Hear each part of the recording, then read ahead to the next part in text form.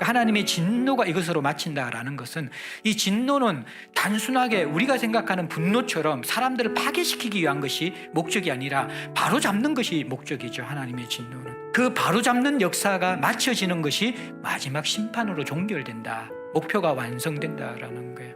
우리가 간절하게 기다린 일, 소망하는 일이 이루어질 때 우리가 굉장히 행복하고 기쁘고 막 가슴 벅차고 그러잖아요, 그죠?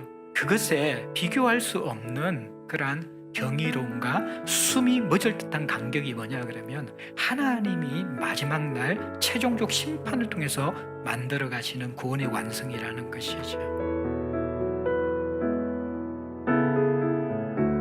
하늘의 정거장막에 성전이 열리면서 7재앙이 시작되어집니다.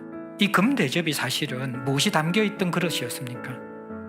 성도의 기도가 담겨 있었던 그릇이요. 마지막 날 마지막 심판은 무엇 때문에 세상이 집행되는 겁니까? 성도의 중보기도가 담겨져서 집행된다라고 가르치고 있는 거예요. 우리가 계시록을 보면서 분명히 느끼는 게 누가 세상을 움직입니까? 하나님이 성전을 열고 닫으시면서 구원도 이루어 가시고 심판도 행하시면서 세상을 이루시는 전능하신 분, 만왕의 왕, 크고 기이한 일을 행하시고 의롭게 행하시는 분이라는 걸 분명히 알게 되죠, 그죠? 근데 한 단계 더 나아가 봅시다. 이 세상을 움직이는, 하나님을 움직이는 존재가 또 있습니다. 누구입니까? 그게 성도라는 거예요. 그게 성도의 기도라는 거예요. 이 세상을 움직이는, 하나님을 움직이는 것이 성도의 기도라는 거예요. 그 기도를 통해서 마지막 최종적인 심판을 하나님께서 행하신다라는 것이죠. 하나님의 영광과 능력으로 말미암아 성전의 연기가 가득 찼다. 이 하나님의 어떤 성품이 드러나고 있나 그러면 영광과 능력이 드러나고 있대요, 지금.